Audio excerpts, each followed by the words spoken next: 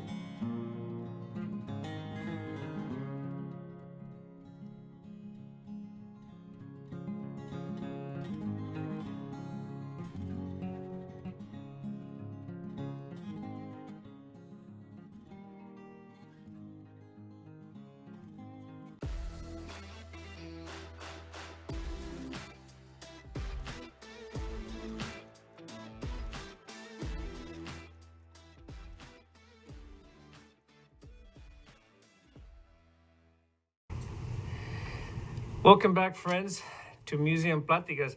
Mr. Davis and I were just having a conversation because he was a salesman for many years, and he used to go down to Stark County, and I told him that the fellow behind the camera is Tony, that he's from a little community outside of Rio Grande City, La Casita Farms. I don't know where it is, but yeah, but you've heard of it. And so we were telling the story of how we call that the hill country.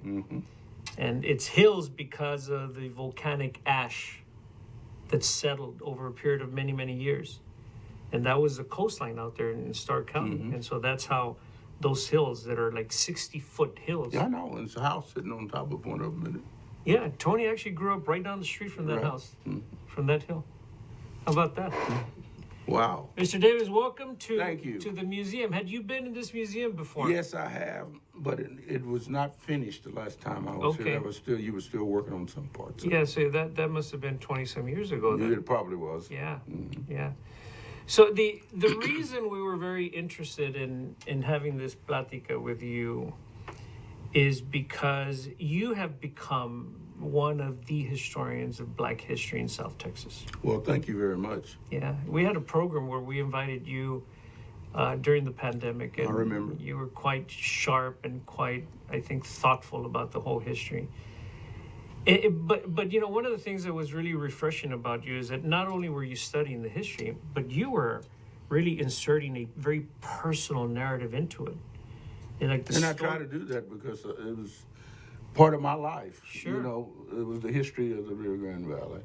And it was handed down by my grandmother and a lot of the older people that I grew up around in San Benito, Texas, and Arlington, Texas. And so it just become a passion of mine to listen and try to learn about the history of the valley. So what I'd like to do, Mr. Davis, is kind of set it up a little bit with some bigger kind of context, and Okay. then you know, kind of set it up so that then you bring in your family story and the stories that you have really been kind of excavating over Sure. a number of years. So you know, there's a story here of how when Cabeza de Vaca walked through here in the 1530s, he walked through here with a couple of Spaniards, a guy named Dorantes, a guy named Castillo, and a Moorish slave, a fellow by the name of Estebanico, in the 1530s, walked through here. You know, and Estebanico would become a really major historical figure. Estebanico, a black man who walked through here in the 1530s. Estebanico would then be sent to go find the cities of gold. You know, because the Spaniards thought that there were cities of gold. You know, there were cities of gold. It's this, you know, and so there wasn't any gold Even here. gold coins. Yeah. Although we got stories about gold coins, you know, in other contexts, but Estebanico.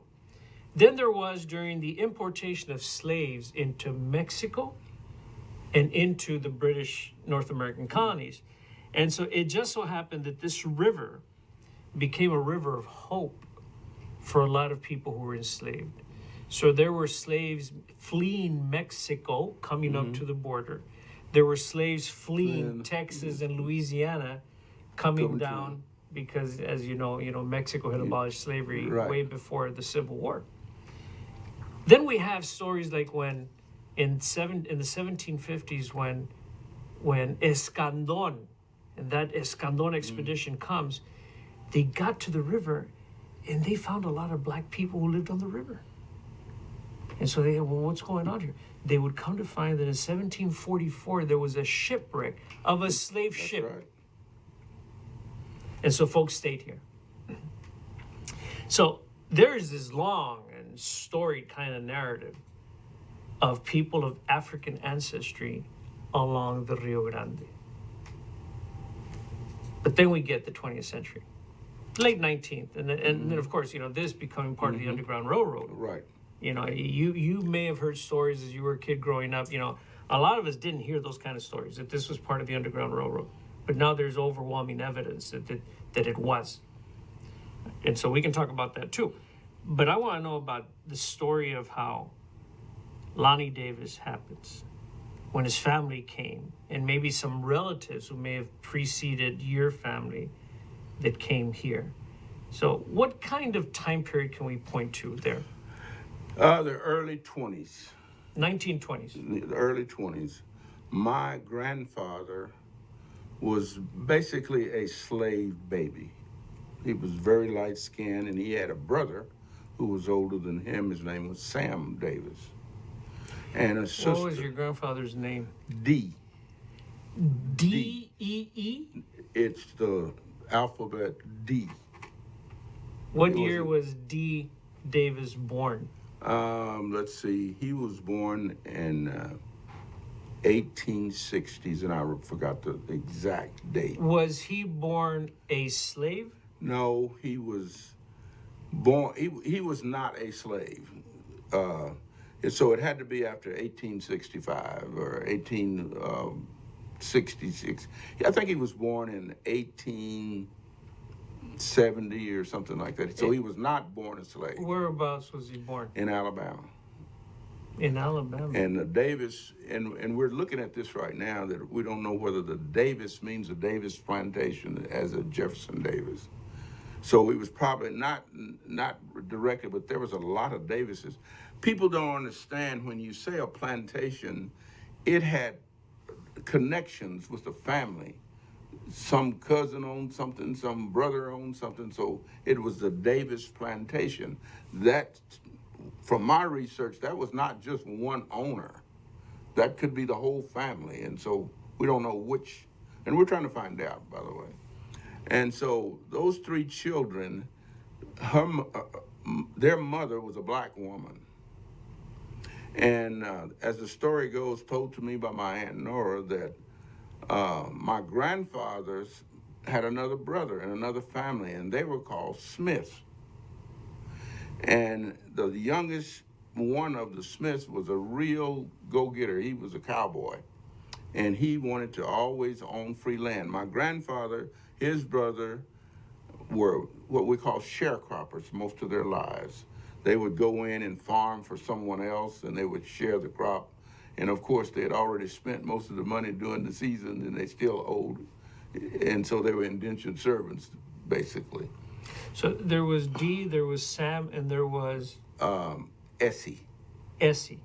Those These were were the three brothers. No, the one was a sister. Oh, Two Essie brothers was a lady. Okay. Yes. And so stop me anytime you want to and ask me about these stories, because I've regurgitated them so many times I get carried away. So those three children grew up with their mother, and she married again, and she married a guy by the name of Smith and had 3 or 4 other children. Just so happened about 6 or 8 months ago, a lady called me because she was a descendant of Henry Smith.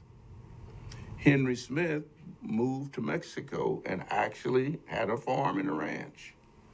And so that person is now in contact with me, and we're supposed to get together this summer sometime to finish the story. But my grandfather always told us about Henry, and my grandmother if you mention his name, she would go ballistic, because he's the one that kept my grandfather moving to South Texas, wanting to get to Mexico, because Henry had established himself in Mexico, in Tampico, somewhere close to Tampico. And my grandfather went to Mexico for a couple of years, and he found out it was a little rough over there. And that was about the time the wars were going on. And so my grandmother got as far as San Benito, and the bandits had raided San Benito and come across, and she would not go into Mexico with him. So she was left stranded with 9 children in San Benito, Texas. And a lady by the name of Mrs. Lashley owned a kitchen, because the railroad was being built in San Benito. And she offered Mary a job. And my grandmother tells the story that Miss Lashley saved her life because she could feed her children from what was left over from the kitchen. So I can't imagine this, and maybe you can, but she was feeding about 300 to 400 men who worked on the railroad every day. And that seemed like that was a big job, for her to be able to. And my grandmother told me that Miss Lashley told her to get a laundry, a home laundry. She says, these men work all week, and they want to go out Saturday night, and they want clean clothes. So my grandmother started a home laundry. And the ironic part, and I wasn't even thought about being born, but as a young boy, I was still chopping wood to put in those spots for that home laundry. I can remember delivering the shirts, the clean shirts, and picking up the dirty shirts and putting them back on an A-model pickup that my Uncle Sam drove her around with. And so it was sort of like a family business. So that lasted all those years. And bless her soul, my grandmother always had money that I thought was a lot of money. So when she passed away, the house is still there. It's over 100 years old in San Benito, Texas. But when she passed away, I dug the yard up 50 times and I never found that pot of gold. That's just Did you look under the house? everywhere. You looked everywhere. Mm. But she could always come up with any amount of money that she Yeah. needed. And my dad, who was next to the youngest, he was the youngest boy, he would get razzed by the older children, my uncles and aunts, that he was a mama's baby. And my dad had a new car back in the early 40s that my grandmother bought for him. Your father was Lonnie also. Yeah, well, he was LB, initial only. My name was changed because when I joined the United States Army, this is there's no such thing as initial only. So I changed my name to Lonnie after a man that was in Harlingen, Texas. So that's how the Lonnie got to be Lonnie. So your father never went by Lonnie. No, it's LB. He was LB. And when your father was born, his birth certificate said Says LB. LB, initial only. As did yours. Yes, Yours was LB. initial only. So Junior. okay, but when you went to school, they already called you Lonnie in school, didn't they? In high school, that is true. So it was probably changed before then. And I think it's when I went to school it was probably when I went to school in California that we changed my name, because they wouldn't allow me to have initial only. Yeah, And then maybe when you went to the Right. Army, you just made it yeah, legal. legal. That's Okay. exactly right. Yeah. So say the names of those people that you just referenced. Your grandmother's name, your other relatives there. If you will look there in the book, we have it there. Her name was Mary Davis, and it has a little bio there, so Mary Davis. look under the D's. Okay. I see it. Mary Davis. Okay. Arrived in the valley with her husband, D. Davis, in the early 20s. Established a home laundry business and became well known in San Benito. Yeah. And this is D. Davis. This is. He was very light skinned. Yes. His father was a white man? Mm-hmm. Did he ever know his father? I don't think so. I really don't think so. I'll tell you a little side story. When I was growing up, black people had to sit in the back of the bus. My grandfather, we would ride every Saturday. We would ride from San Benito to Harlingen, and vice versa, back and forth. My grandfather would never sit in the back of the bus. He would always stand. He wouldn't sit down. So my cousin and I and Willie, the three cousins, we'd all hang on to his leg. You know how little boys are. And we would say, "Papa, we can go to the back and sit down." He says, "No, you can't. You stay right here." And this is way before Rosa Parks. Whoa, long time before. And he just would not. He just refused to sit in the back of the bus. So that's just a little side note of the story that is. That's an interesting story, because Rosa Parks happens in December of 55. You're talking about 49, Oh, I'm talking 50, about 40. 51. I'm talking about earlier than that. 40, 48, 49, and 50. Yeah, you're right. Yeah. You were born when? 1943, July 15th, 1943. Right during the war. Right. You were a war baby. A war baby, exactly. Wow. And so you were one of how many kids? 3. And where are you in that line? I'm the oldest. You're the oldest. I'm the oldest.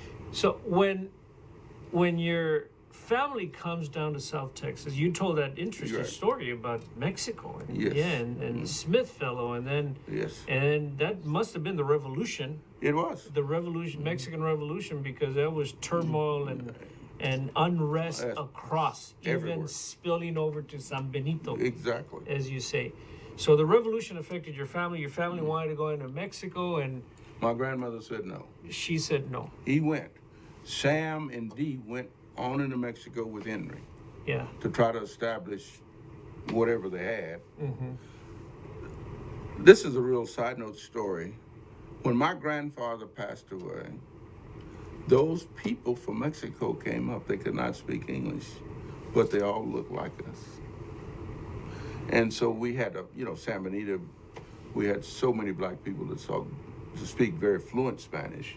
That it was not. I mean, they were at home, big yard, celebrating D. Davis's funeral, and they enjoyed themselves. And I just lost track. I'm a young kid. I'm 7 years old, so to me it was a sad day. My grandfather just passed away, so I wasn't privy to all of the conversations and what they were talking about. But they knew each other. They had visited each other over the years.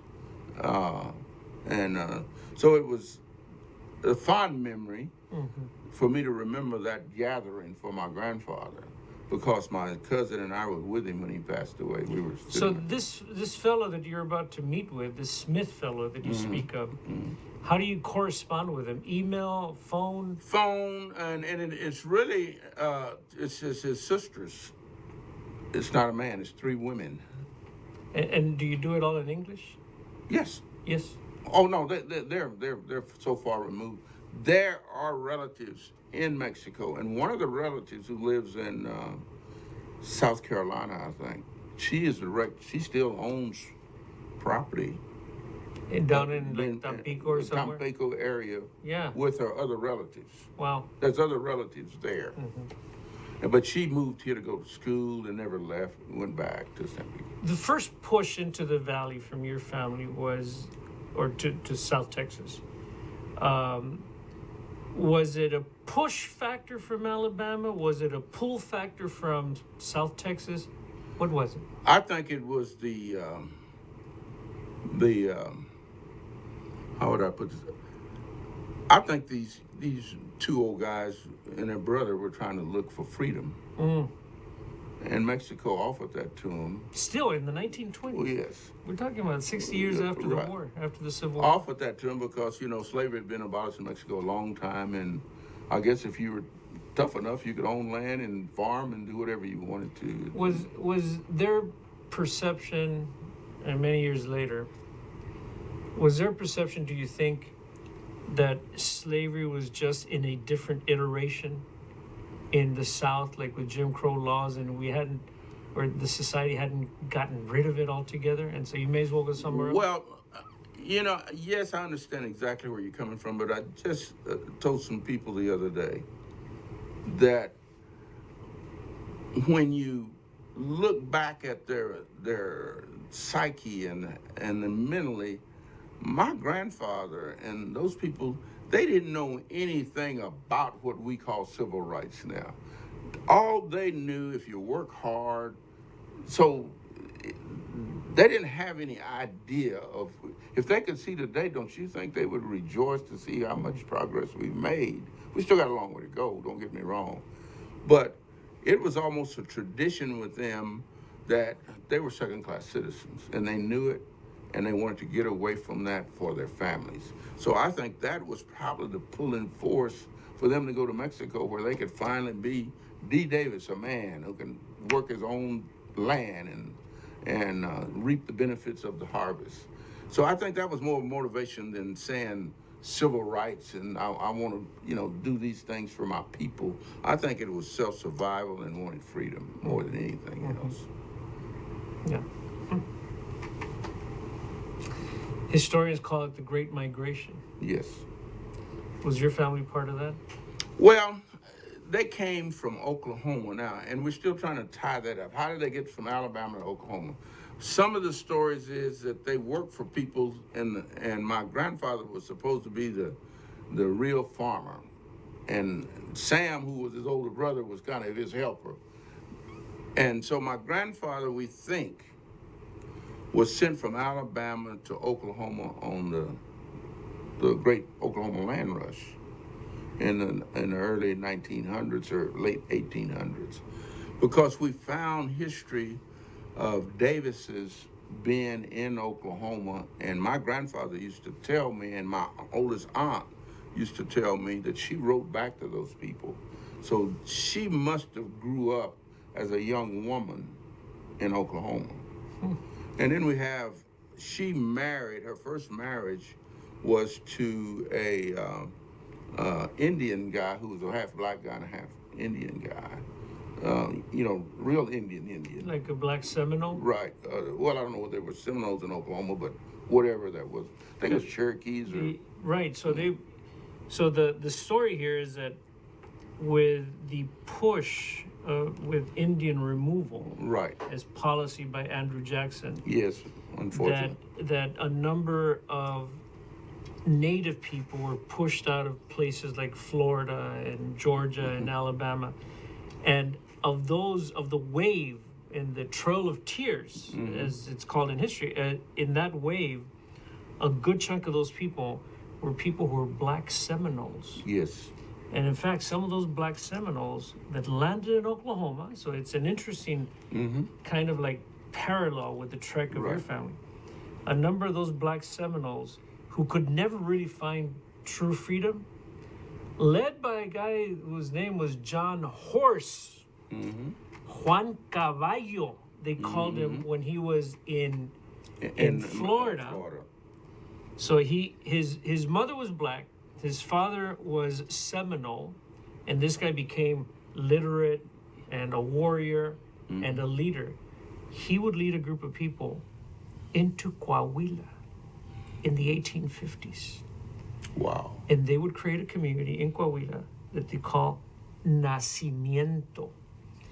And do you know, Mr. Davis, that shortly after the Civil War, Nacimiento Coahuila began to celebrate Juneteenth. Wow. And do you know that this year they're celebrating it again? And these are Mexican people who have black ancestry. Well, it had to be some of that connection being from Wetumpka, Oklahoma. And if you will look up the Rufus Buck Gang, they were hanged by the hanging judge in Fort Smith, Arkansas. There was a Davis who was hung because they rebelled against the oppression that they were feeling in Oklahoma. This would have been about what year?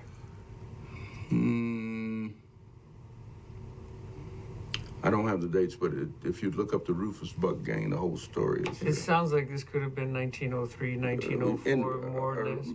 Right in that time span, because shortly after that, the trek of the Davises leaving Oklahoma was kind of sketchy, but they got to Sinton, Texas, and stayed for a while. Really? Because I have relatives there. Well, it was really Bishop, Texas. And my grandmother tells the story that they finally got to Bishop, Texas, and the only standing building was an old chicken coop.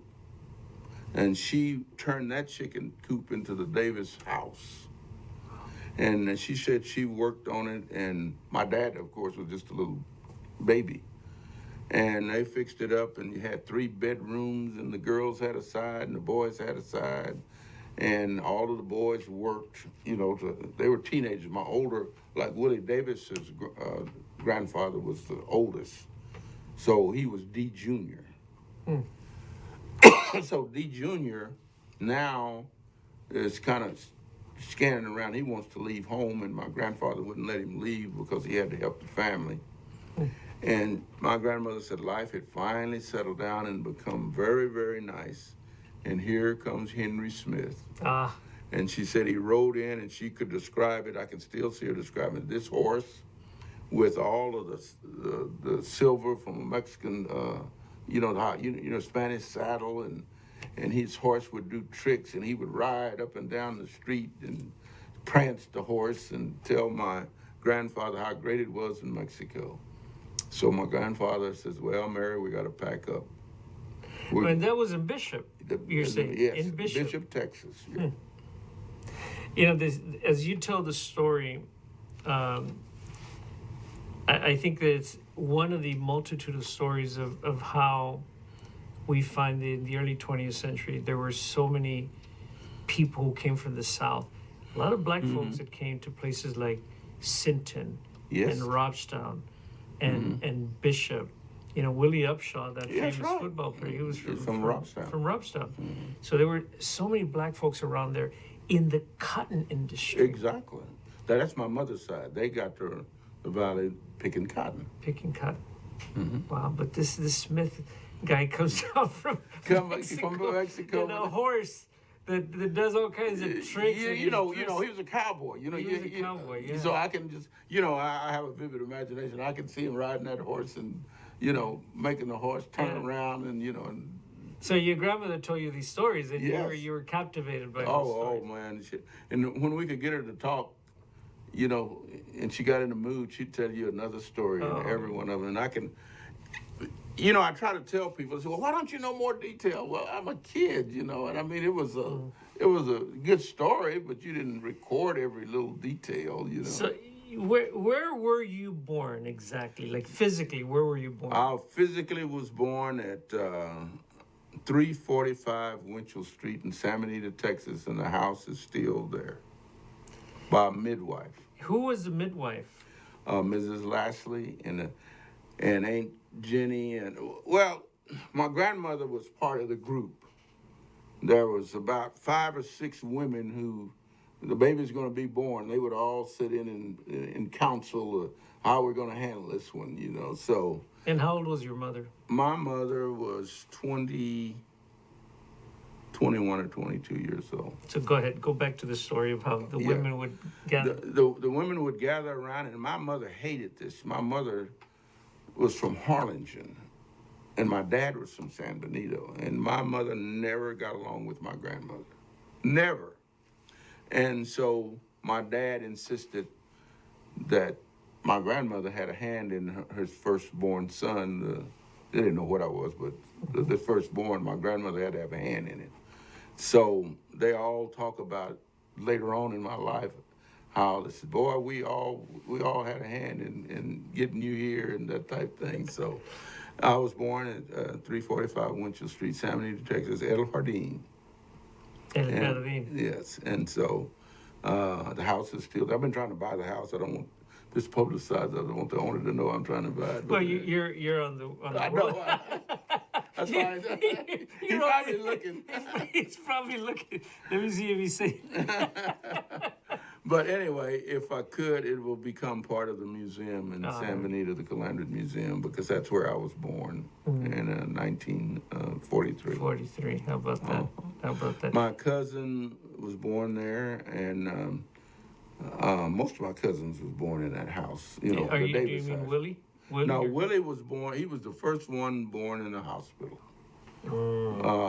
I want to say it was Valley Baptist, but it might have been Dolly Vincent Hospital in San Benito, one of the two. That group after me, except my brother Earl was born at 916 West Pierce in Harlingen.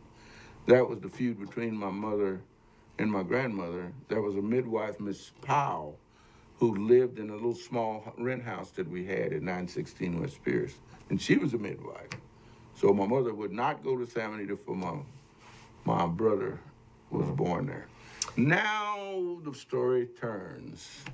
Along came my sister about a year later, and the next thing you know, my mother was back in San Benito because the women didn't like how Miss Powell handled the situation. So my sister was born at 345 Winchell by those same midwives. How about that? And I had the story a little messed up because I thought my sister was born the day my grandfather died, but I found out it was not the day that he passed away, but he was sickly. And my mother fell asleep, and because he wanted to look at every baby. And he couldn't get up to come across the street, so they actually took my sister to him. And my mother, when she woke up and found out they'd taken my sister to see my grandfather, she was in a tizzy. And I was old enough then, because I'm about 6 or 7 years older than my siblings, to remember. I didn't know what was happening, but my mother was very upset that my sister, but he wanted to see her. And that's probably the last Davis that my grandfather saw as my sister. When your family was raising you in the late 40s and early 50s, what is your recollection about their psyche as a black family in South Texas? Had they reached a level of self-awareness as free people compared to how the family had been in Alabama? No. Talk about that for a bit. Well, my grandmother would always have the talk with the boys and girls. And the talk was, if you want to stay alive, and in San Benito in those days, they had wood sidewalks, they weren't cement yet. They were actually wood sidewalks, kind of made like a train trestle. They'd put the large things down in nail boards, and that was the sidewalk in San Benito. And my grandmother would always caution the boys, if you were on that sidewalk and an Anglo-Saxon person was on it, you get off and you stand in the ditch. Walk, don't touch them or brush up against them. Because she said they will use any excuse to kill you. So walking while black was still anything that had to do. And the talk, most people don't like this, to hear what I'm about to say. But the talk has made me get to the age that I am, because they told us how cruel Jim Crow was.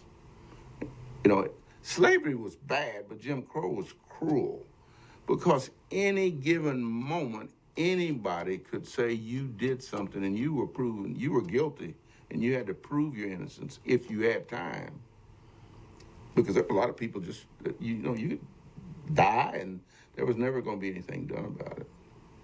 So my family, we'd always close-knit and do these things and get out of their way and just go on with your life. Well, I never believed that. I really didn't. I always kind of rebelled, not physically, but mentally. I always rebelled against that, because I always thought I was just the same as anyone else, and I was going to live my life to accomplish what anyone else could. And that carried me all the way through my early life into the United States Army, all the way back to Harlingen, Texas. I'll tell you a little frightening story, and it's kind of funny in a way now that I think about it. Now, you remember, I go in the United States Army, and I do well, and I come back, and I'm a sergeant, and I step off the bus in Harlingen, Texas.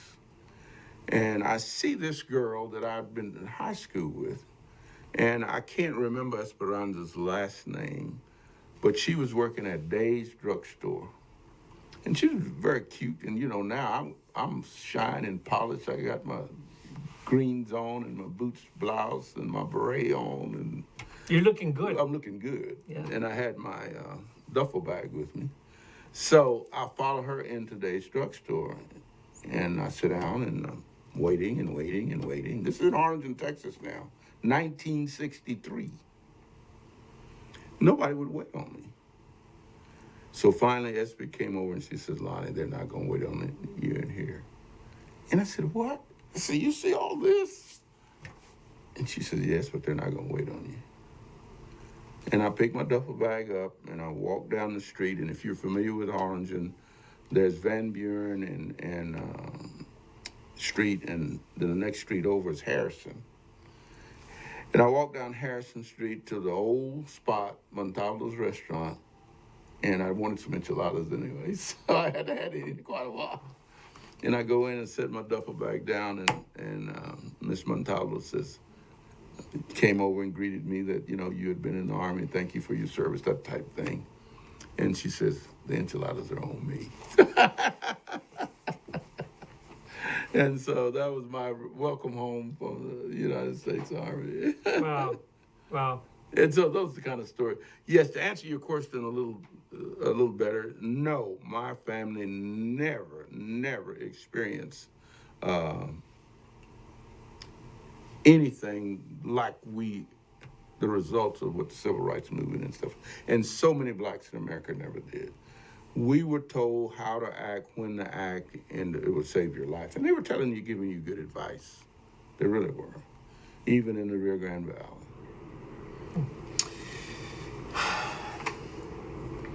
You went to Harlingen schools? Yes. Did you start in Harlingen schools? I was one of the first guys to integrate the Harlingen High School. I stepped off the bus in 1957. Where'd you go to elementary school before the integration? Well, I moved to California because of integration. My dad sent me and my brother to live in Fresno, California, for a couple of years before, because they was always, see, in the 1955, 54, 53, they were talking about integration. They never would kick it off, but they were talking about it. And so we left, in my early junior high days were in Fresno, California. I went to Edison Junior High School in Fresno, California. Why Fresno? My aunt was living there. So just a point here about when you say that they were trying to kick it off, but it never happened, that sort of thing.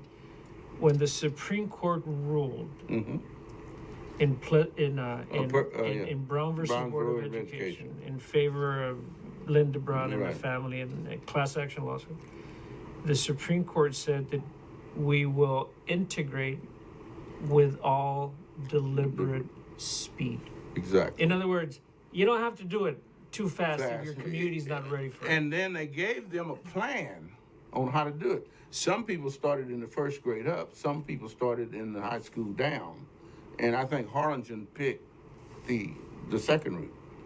Because I remember when I got back from California that summer, we were going to go to the Harlingen High School. And I went to Harlingen High School. But before California, where'd you go to first grade? Where'd you go to second grade? Oh, it was all segregated schools. I went to Booker T. Washington in Harlingen, Texas. And who was your teacher at Booker T. Washington? there, his picture's right in here. Was it Mr. Carter. Mr. Carter. And was Melissa Betts a teacher out there? Oh, sure, I know. Miss Betts taught my father. No way. Yes, there's her. She's in there. Read the story. Melissa Dotson Betts. Because as you know, She has a school named after her. You probably had something to do with that. Maybe, I don't know. So yeah, she was employed in the Edinburgh, because she came to teach In Edinburgh. at the black school in You're Edinburgh. right, exactly. And I then- know her well. Yeah, I knew her well. You knew her well. Did she have children? You know, they never did, that I know of. I know her husband was Everett Betts, and he was a businessman. He had a barbecue pit in San Benito and a little store. And Willie, that's why I wanted him here, they lived next door. His grandmother, who is Hazel, she's in there, Hazel's in there.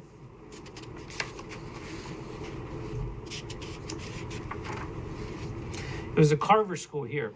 Yes. It was a Carver school. George was. Hazel that Sayon. That's Willie's grandmother. Yeah.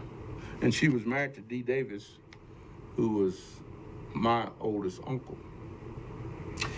So you went to the Booker T. Washington School. Yes. And the black schools tended to be named Booker T. Washington. George Washington Carver, or Phyllis Wheatley. Or, Phyllis Wheatley, yeah.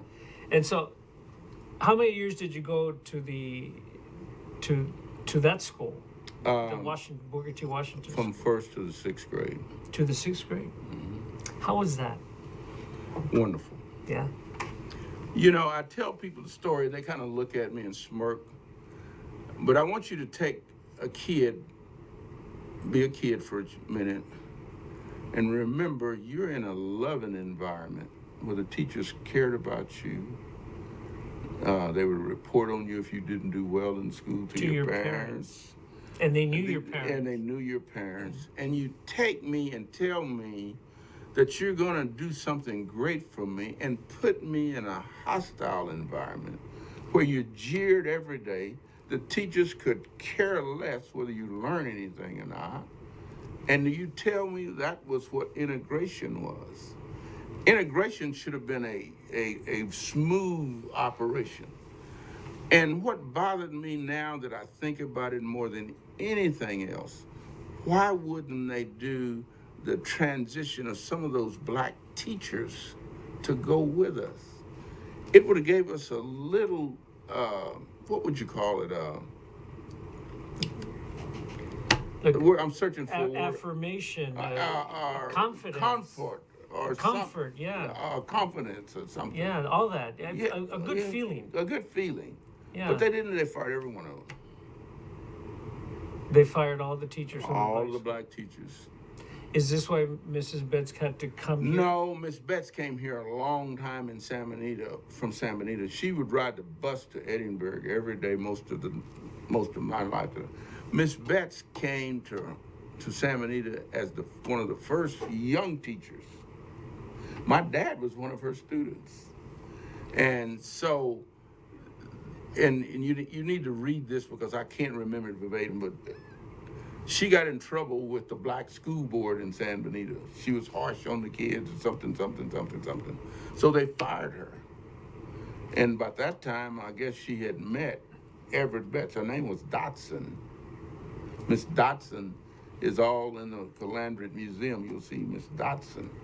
Well, she married Everett Betts, and so when she got to Edinburgh, she was a great teacher, and so they accepted her in this community, but she never really lived here. She would ride the bus. I think she had a rooming house or apartment or something, but every weekend she would get on the bus and ride back to San Benito. Mr. Betts never drove a car because I used to haul him around all the time, and her. So as a teenager, I knew the Betts very well because my connection with San Benito was still there, with my grandmother still being alive. And so I would see them often, Mr. and Mrs. Betts, so I knew her very, very well. In 5960, when the Edinburgh Community Hotel Organization, the ECHO, was created and they began to build the ECHO, they first had to raise money. And Mrs. Betts donated $100. Wow. Wow, isn't that something? That's great history. To build the ECHO. That's great history. She may not have lived here, but she... This was her community. Yeah. No. And maybe, maybe she did live somewhere temporarily Right. here, But this was her community. Oh, she would always brag on Edinburgh. Remember, I went to Booker T. Washington, so it was always a rival. That gentleman, if you look up Dr. Carter in there, he formed... I'm gonna call some names, and you probably never heard of them. Prairie View... Prairie A&M, but Prairie View A&M has always been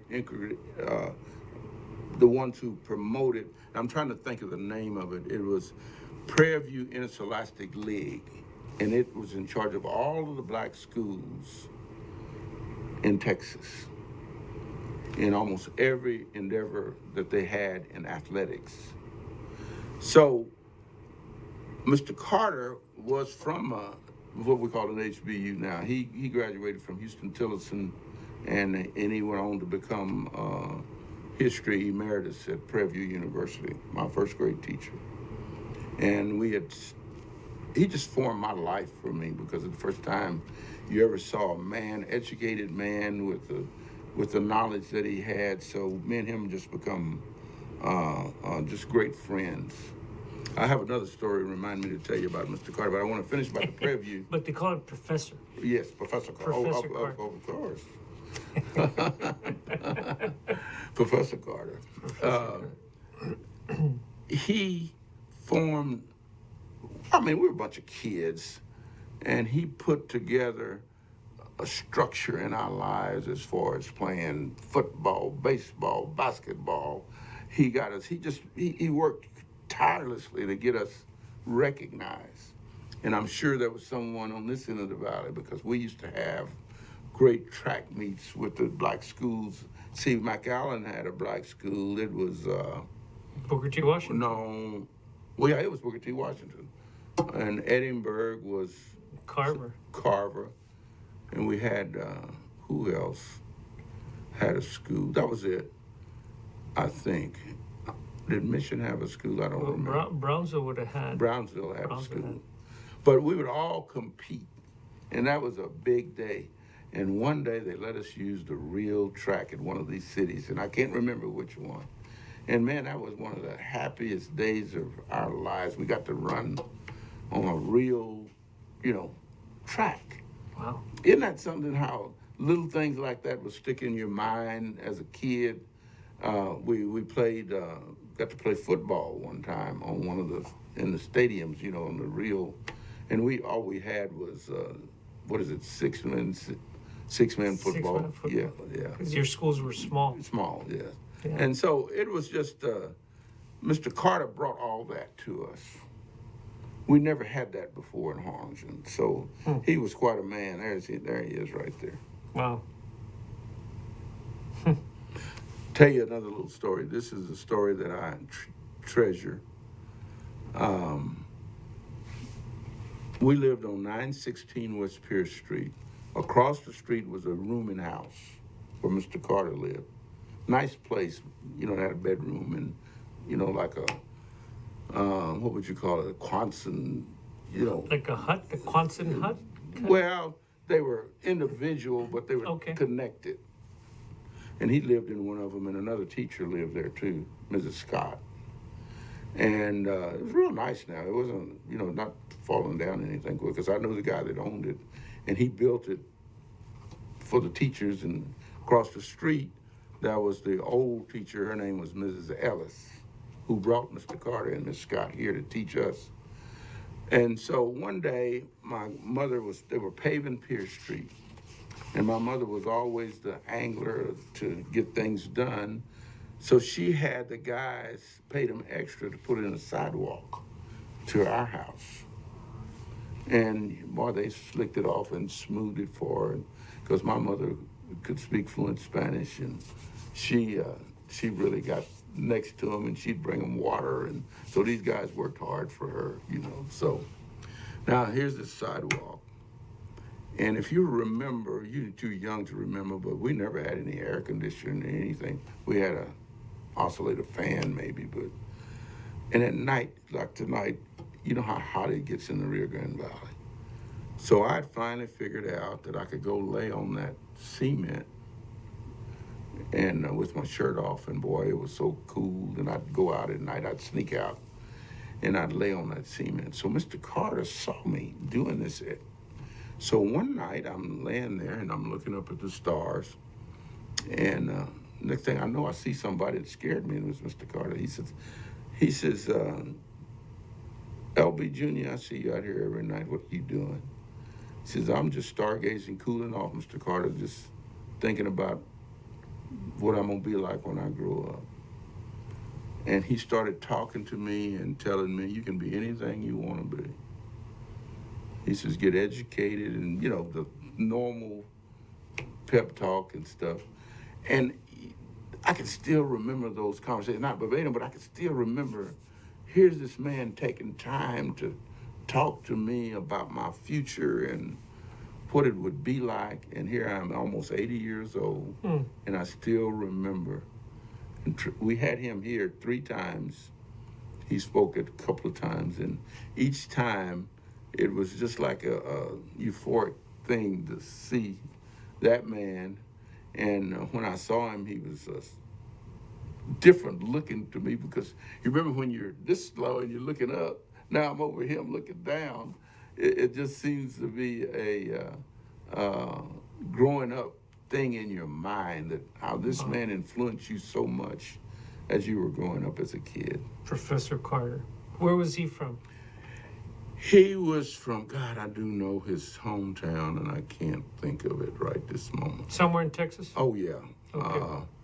His family sent him to Houston Tillotson in Austin.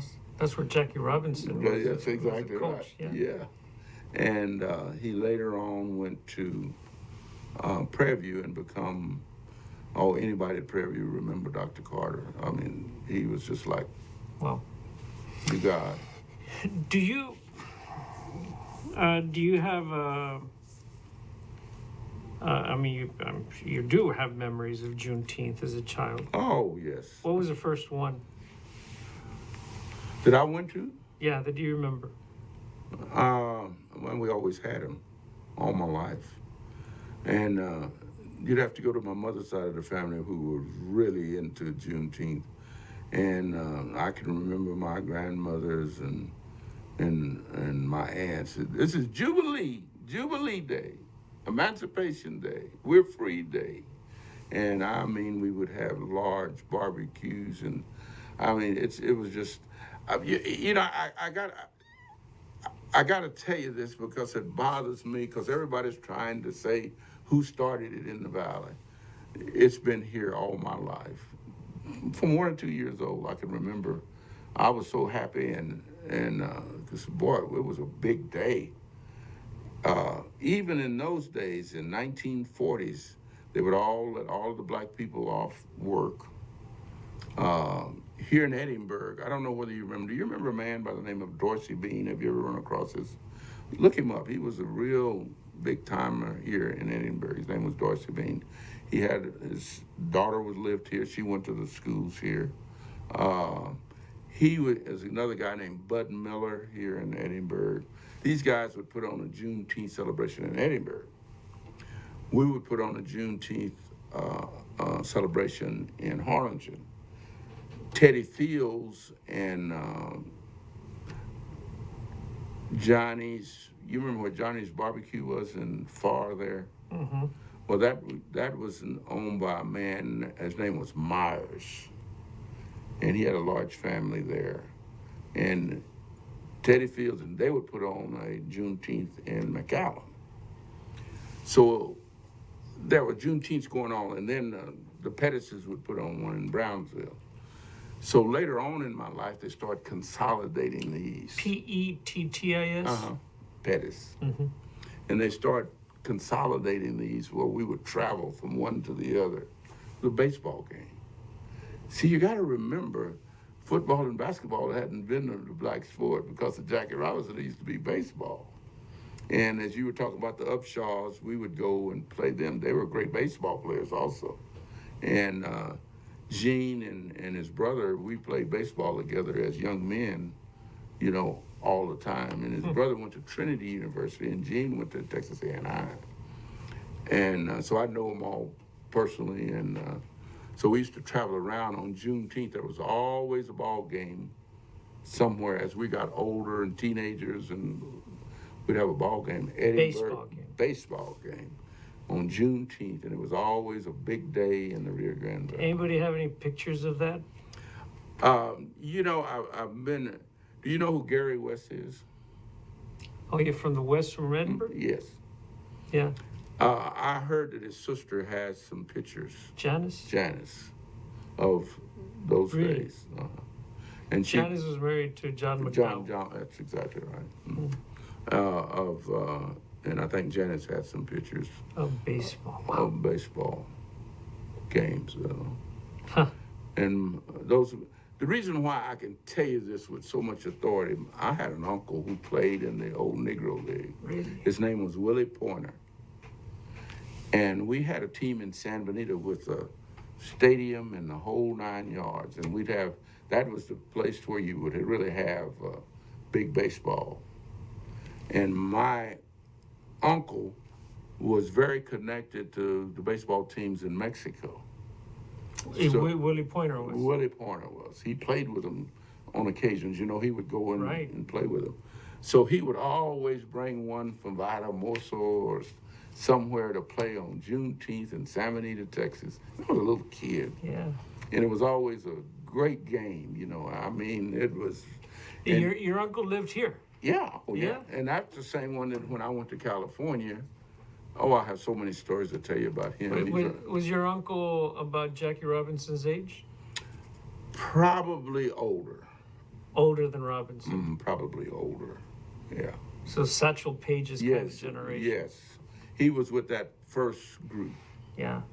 And my uncle was quite a baseball, and I remember my cousin and I were learning how to play baseball, and he was such a hard coach, Get down on the ball, get down. You got to get it, let it hit you. Pick it up, and so we learned how to play baseball right because of his experience. He was from Kendleton, Texas. And I don't know where Kendleton, Texas is. I don't. But if you've passed through it every time you go to Houston Drive, and Okay. But it was a black town. It was an original black city. Kendleton, Texas. That's where Willie Pointer was from. So, Mr. Davis, we're going to do this. We're going to take a little break. Yep. And when we come back, I'd like to finish this conversation on Juneteenth and then begin to imagine Okay. a little bit of the future and how Juneteenth might help us to shape a vision for the future of how we celebrate and how we remember and those kinds of things. I want to make one quick statement before we Okay. close. But we're not closing. We're coming back. Okay. We're coming back. But I still Yes, want to make go this ahead. statement so I remember, because sometimes I get on the story and I forget. I'm riding in the car this morning. Was it on TV this morning? It was probably on TV this morning, early morning. And they said this will be the most traveled holiday because of Juneteenth adding another flavor to Father's Day, even bigger than Memorial Day. And that was hard for me to believe. So Juneteenth has caught on nationwide. And it was surprising to me because all my life, this has been a Texas holiday. You brought up that they were celebrating Juneteenth In Coahuila. Coahuila, In Mexico, in yeah. Mexico. Those are things that I'll never forget. That was just so enlightening to know that.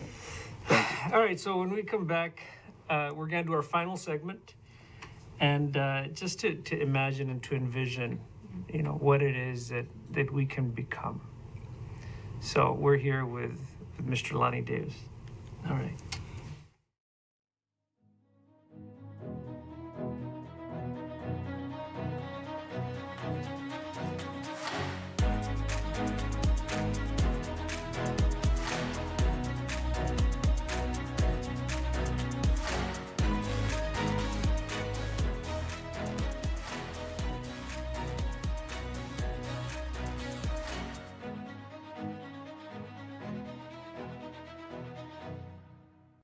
It's easy to find it when you know where to look.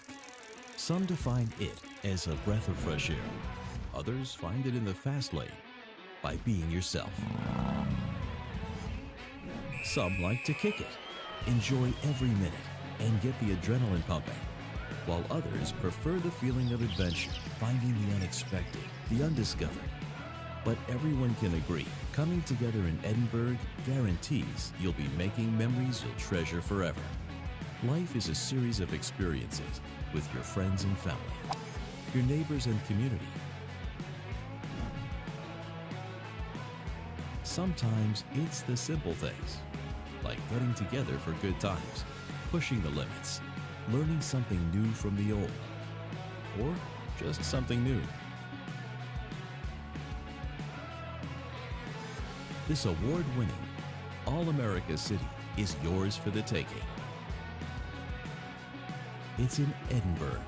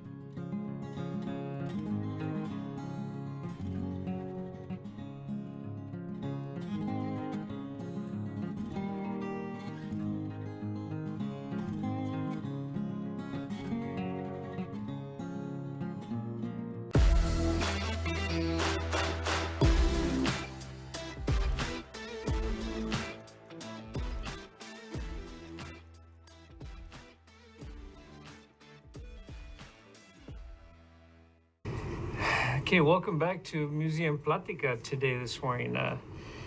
So Mr. Davis, we were talking about how, because you said, excuse me if I ramble. I said, no, you were supposed to ramble. Okay. Because these are pláticas, and besides, you're not really rambling. I noticed that here in your Black History Month, celebrating Black pioneers in the Rio Grande Valley, photos and memories, you call it. And so you must have had a public event. Yes, we did. Yeah.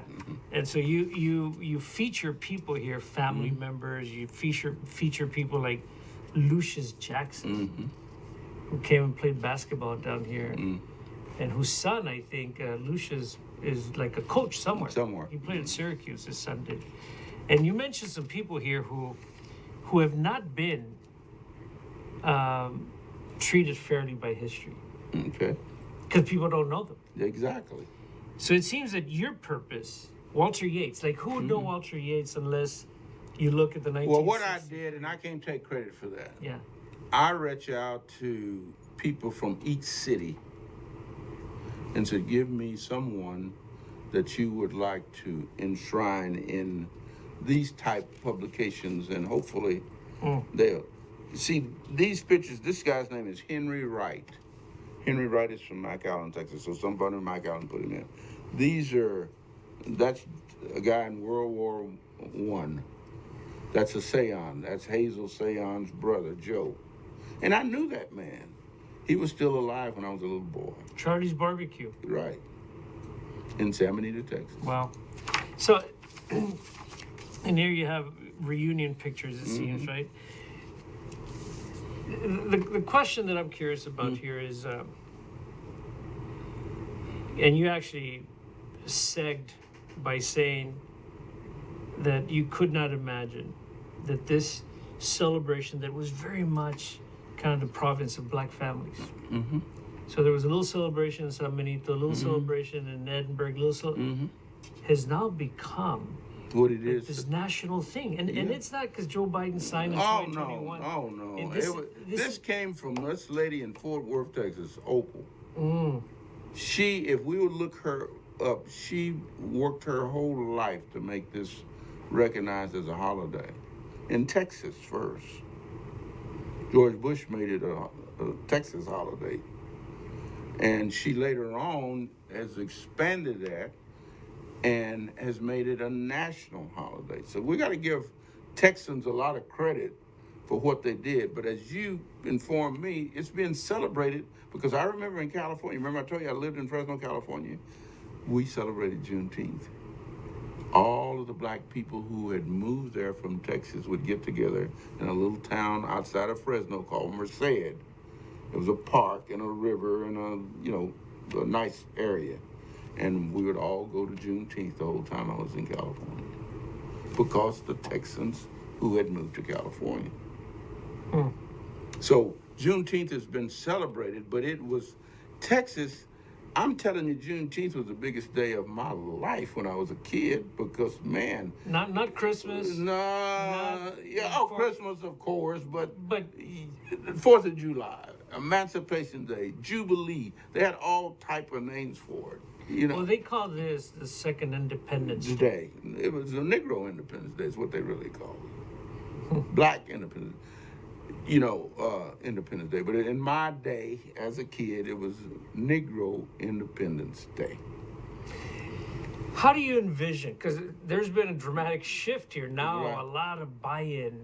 And, people are more tolerant now. Where kids grow up not really, knowing much about times of segregation. It bothers me. That bothers you. It bothers me. We'll talk about that a little bit. Well, I gave books to the Harlingen Independent School District. Me and my wife gave books 2 or 3 years ago to Harlingen Independent School District because we felt there weren't any Black books in the library. And it took off. We had people coming in, donating, and said, Lonnie, that's a good idea, blah, blah, blah. And the school then said, you don't need to spend any more money, Mr. Davis, we got it.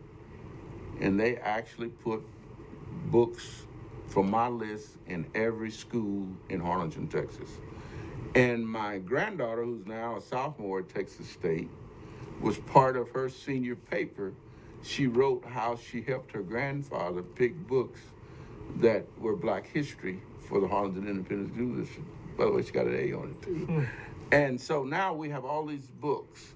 And now I'm getting repercussions from what we hear on the news about, is these books great for kids to read? Or did, this critical race theory has jumped into something that was just a token. And I left it, and I started to bring it where the kids, Black kids in Harlingen, have praised me and said, Mr. Davis is the best thing you ever did, blah, blah, blah. And I said, wow, that's great. And then I got to thinking, I said, why should I let this deter me what somebody's saying about we did a good thing? And I can't get my arms around, why wouldn't you want to know about Black history? Yes, there were slaves. That's part of my ancestry, is that there was a slave. But now do we want to just blank that off? Because the average kid, and I'm gonna play a little ethnic thing with you here for a second. If you asked a little Black kid who was anybody in history, they couldn't tell you, but they could tell you who Martin Luther King was. And they can't tell you any depth about Martin Luther King because it's the only thing that's publicized that they see, because we have a Martin Luther King Day, so hopefully Juneteenth will be that way. But I play a little with all of my Hispanic friends. I asked their children, who was Cesar Chavez? Very few even know. And I'm using that as this is what is happening to us. We don't have any idea. If you ask the average young Black kid who Malcolm X was or who this guy was, and they don't have any frame of reference to those people anymore. Is that good or bad? I don't know. I share your sentiment that it's a bad thing. So this is why I think it's a bad thing. There are a number of reasons why I think it's a bad thing. Part of researchers and psychologists and learning theorists have argued this for years, that the purpose of education is so that we can know ourselves. Mm-hmm. It is about Maslow's hierarchy of needs. At the very top, it is self-actualization. And so that theory is actually pretty solid, that we want to become self-actualized. We'll never get there, but we strive to get there. When we take information that has so much to do with us out of that path, then we stumble in our path toward knowing ourselves. And that's not good for any kid. Mm. But it's even worse for kids whose life is almost impacted by policies, public policies, mm-hmm. that would take things out of their own learning. And so, we can racialize this if we want to. But you don't even have to racialize it. Just talk about the purity of this theory, which nobody has actually debunked this theory, that we're all in the path toward becoming self-actualized.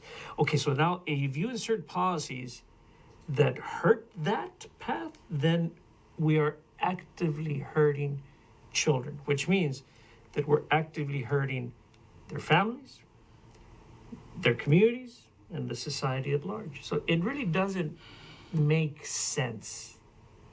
Now, we can also complicate that and say, and you know what, and you're nowhere in the books. Mm-hmm. That complicates it even more, because not only can you not know yourself, you can't even know the context of you. Exactly. I'd like to tell you a little story. When we gave the books, we got all these commentary from students, little Black kids.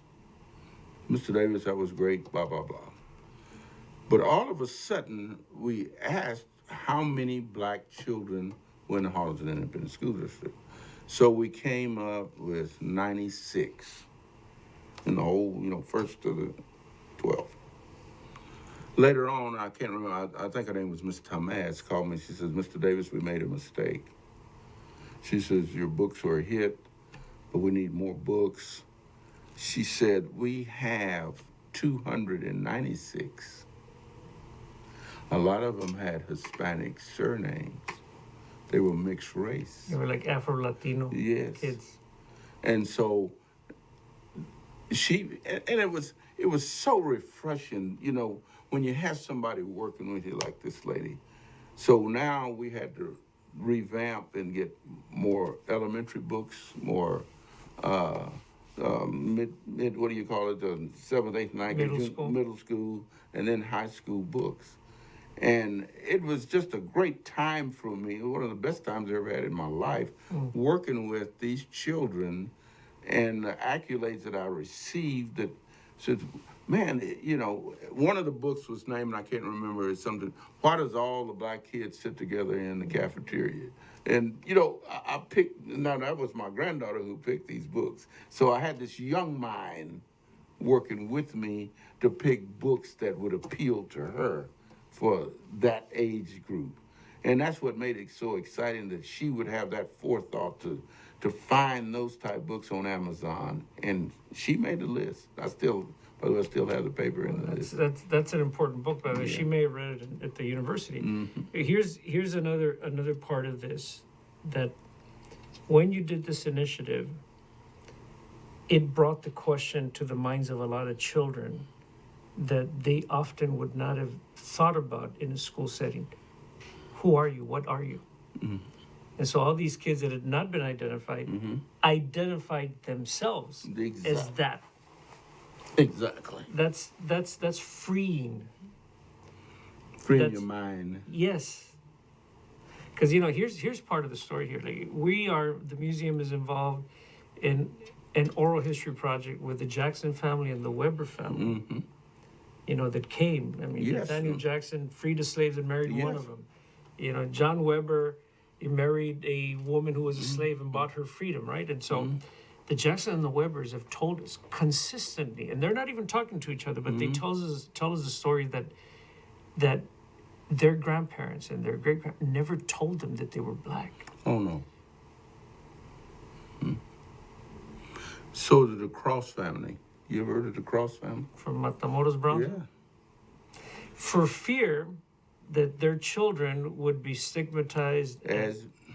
So now, for 100+ kids to say, hey, count me in. Exactly. You're pushing the question. Exactly. You're pushing the question by introducing those books into the schools. That is a gift. Well, and I hope it was, but now I'm getting so much flack. Not toward me personally, but I read things in, where people are saying things that But come on. Why do you let that bother you? It doesn't bother me till we don't Come on. I mean, come on. Right? Exactly. You did the right thing. You've lived a certain life that leads you to understand that this is the right thing to do.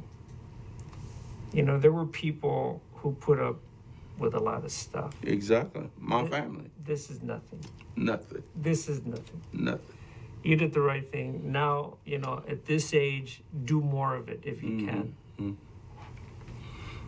I agree with you 100%, but it's still deep down inside. You said, "Man, I thought we were past this, but we're not."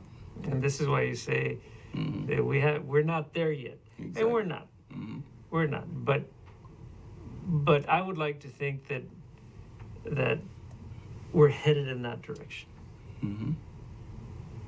But change is a slow thing.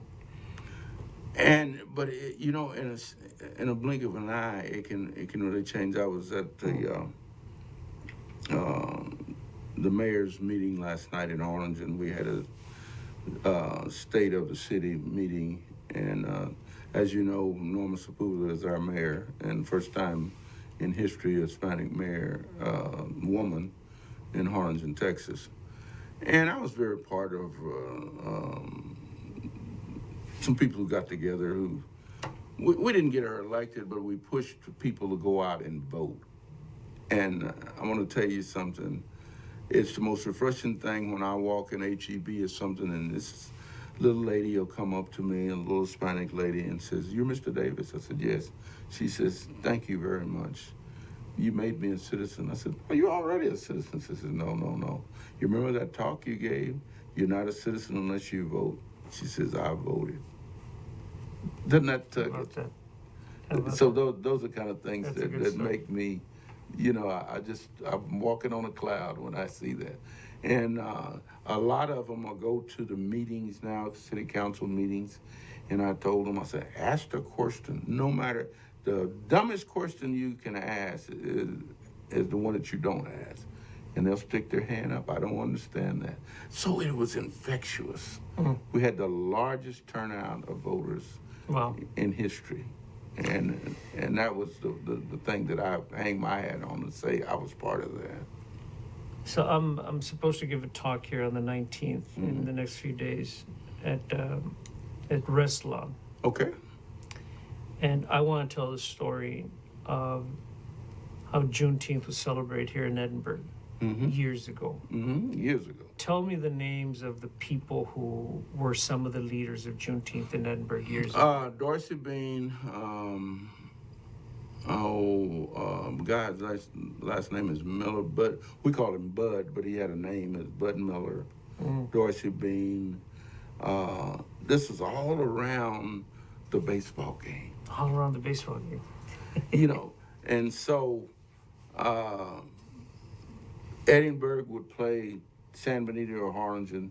We had a baseball team in Harlingen called the Harlingen Cubs. My dad was the center fielder, and I was a little boy. I can remember that.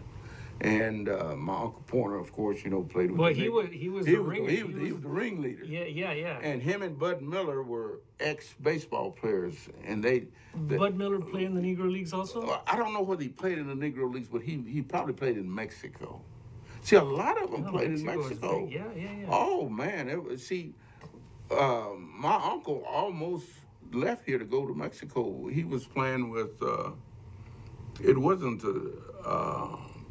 I can't remember the name, but it was a big team in Mexico. He was a third baseman, and they would come get him and. Yeah. Have a car to pick him up to go play third. They had a big game. They'd come get him to play third base. Yeah. So he knew all of those folks over there. And then there was a real big-time team in Mission called the Mission 3030s. Look them up. Yeah. And sometimes they would play the Black All-Star team for Juneteenth. Los And- 30-30s, they call them. Yeah, So, the mission. Yeah, wow. well, look it up, Yeah. we might find something there. Well, I'd love to see some of those photographs. Yes, And I don't have them. I'm going to see if I can get a hold of Janice Yes. to see if Janice can. I don't know whether she goes that far back because she's younger than I am. She's younger, yeah. But I know she will remember because we used to come up here to. Yeah. She'll remember Dorsey Bean, and see, Sandra Bean was about her age, Dorsey Bean's daughter, and I don't know if Sandra's probably still alive. But Janet should remember some of those functions because every 19th of June we would be here or they would be there. And even before that, as a little boy, there was a baseball team in San Benito would play the Upper Valley guys. There's also another man I wanted to name. His name was John Jones or something. He was in the Westlaco area. They celebrated a big Juneteenth. Westlaco also. Yes, he would go out and he would have his picture was in the paper sometime with this cow he was barbecuing. And do you happen to know who Steve Holland is, the Fearless Ford dealer? No, I don't. Steve Holland he works for Bogus now, but they used to have Holland Motors and Mercedes. Well, his mother, Betty Holland, and Bill Holland were big pushers of help Jones with the Juneteenth in that area. So there were Juneteenths going on all over the valley. Yeah. In family settings or group settings. So the 19th of June was a big holiday. Now, I have to tell you this. As a teenager, once we got a car, me and a bunch of the guys, we would make every Juneteenth because we wanted to check out the girls and all of these Juneteenths and see. It wasn't the baseball anymore. No, it was the girls. It was the girls. Yeah. Well, we had a baseball game, Okay, but okay. we would go around and check out all the Juneteenths and eat the barbecue at every place we could. And did they have a Miss Juneteenth? No, I don't know whether we ever did that or not. I can't remember for sure that we ever did that. Because that's a historical That's thing. yes, it is. Also, red, the color red. Yeah, right. And you know where that come from? Yeah. Do you really? Yeah. Where? Yeah. Red is a symbol of freedom, isn't it? Yes, and not only that, red was you know, when blacks have red on, it's a contrast. You know what I'm saying? You got a red bandana, a red this, and it was just part of happiness. You know, you're happy. Red is a happy color, a celebration color. Right. And if you look at Joy. That's Yeah, what it represents. yes, Red represents joy. Yeah. Wow. And so, Mr. Davis, really appreciate your time. we had a ball. This has been great. Thank you Wow. for inviting me. So Juneteenth has a storied history in South Texas. Oh, as it does, turns out. and don't it. It started a long time Right. ago. Yeah. All my life, and I'm sure they were celebrating Juneteenth all my dad's life, and I wonder about the Jacksons and the Webbers. Well, no, because they were trying to hide it. they were trying to hide it. They were trying to hide it. But So- the later people who came here, they weren't trying to hide it. They No. brought the tradition with them. Yes. I have a cousin who is a retired professor from the University of Houston. Her name is Naomi Carrier, and she has the Freedom Trail of how. And she told me a story, and my grandmother told me the same story, that the slaves who worked on the ships during the Civil War, they could load the ships and they would come all the way down into the Baghdad, Yes. and the Mexican peons would see them all chained up, and some kind of way they communicated that they would cut the chains and they would jump in the river and swim to Mexico. So And they were free. they were free. So they would not let slaves pass Galveston to get in to come here anymore. So they sent the Mexican peons all the way up to there to unload, and wouldn't let the black, because there's so many of them would jump ship. Yeah. And if they jumped ship, so that was part of the population. Then I understand they would meet up with some of those slaves on the slave ship, and all of a sudden you had these large black communities on both sides of the border. And in remote places, of course. So we need to Well, you know, so you remember the slave narratives of captured during the Great Depression. There's a Felix Hayward who was a slave in San Antonio who was interviewed in the 1930s, and he tells a story of seeing runaway slaves in boats and ships get off the boat in clandestine ways and run into Reynosa. I mean, into Matamoros. That's exactly right. Yeah. I was told the same And story. so now, but this, your cousin, you said, is from where again? Outside of Tampico. Okay, but the person who told you the story. She's a friend of what's the lady's name up here? They're good friends. Botch, what's her name? Rosanna. Oh, Roseanne Bachagasa? Yeah. Okay. They're good friends. Okay. That's So, my cousin, Your cousin. Naomi Carrier. Naomi Carrier lives where? In Houston? Houston. In Houston. And what does Naomi do? I think she's retired now. She's a retired professor. Professor of what? History or something? I don't remember what You it's. need to look her up because that's a great story you tell. Yes. All right. Mr. Davis, thank you so much. Yes, sir. It's been terrific. All right. So with that, we will sign off on this June 2023 edition of Museum Pláticas with the master storyteller here of Lonnie Davis. So we will see you in July for the next installment. Be safe and enjoy.